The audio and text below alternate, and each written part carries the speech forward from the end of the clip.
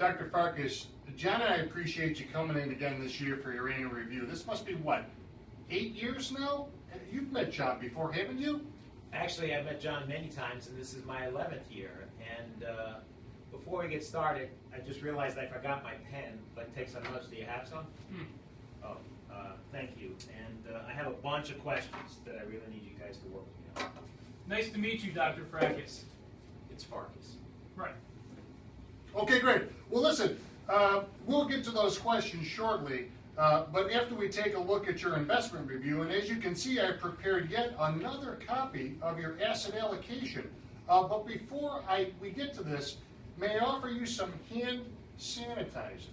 Actually, no, I'm a doctor, and I don't use hand sanitizer. Okay, then. Listen, gentlemen, I appreciate the work that you do, and I know we always talk about investment returns, but I feel like these discussions are just lacking additional information on other important areas. Like what, Dr. Farkas?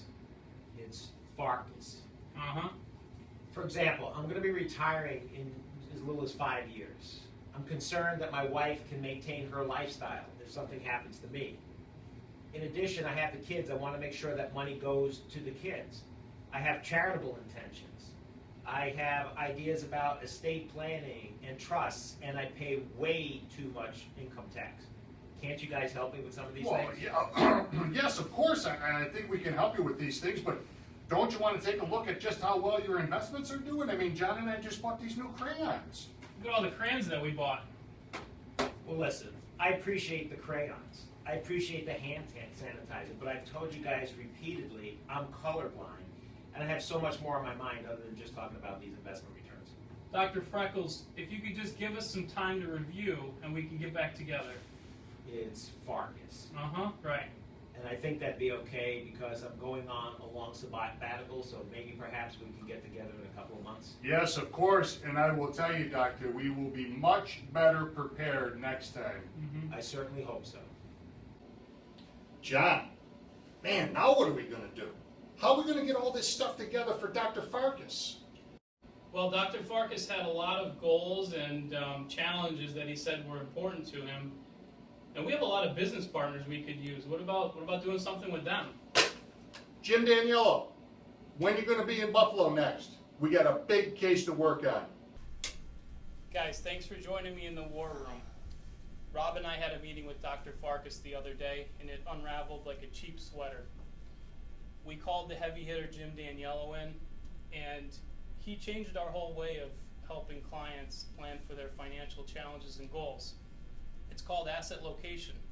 Basically what it involves is taking a snapshot of people's financial resources and aligning it in terms of whether it's taxable now, taxable later, or taxed never, and then repositioning things to make it more efficient based on what their goals are. So his goals are to reduce taxes, to have a lifetime income stream for him and his wife, and then also their legacy intentions. So does anybody have any ideas on how to reposition things to make it more efficient?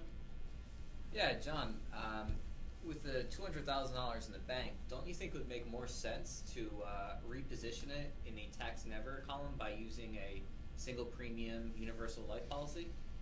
It's a great idea, Alex. And the $1 million at Vanguard, you said there's a lot of taxable bonds.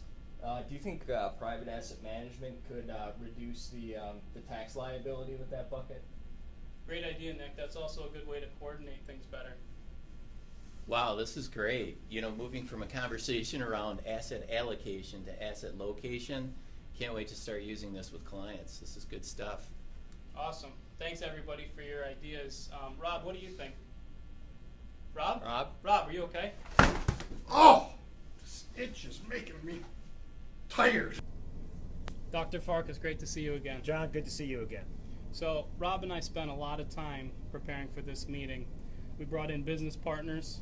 We talked to our colleagues who gave us some great ideas. We're really excited to share with you what we have to offer. Sounds good. I appreciate the work you guys put in, especially after the way the last meeting went, so thanks for that. But before we get started, please tell me, how's Rob doing? I'm glad that you asked. It's the weirdest thing, but messing around with hand sanitizer and crayons, he seemed to have got this weird virus called hand craniotitis. Do you know anything about that? You know, I did read an article years ago about it. It's extremely rare, and my understanding the only antidote for it is a Callapalooza, but Oh. unfortunately that's illegal. But not in the Northeast, I heard.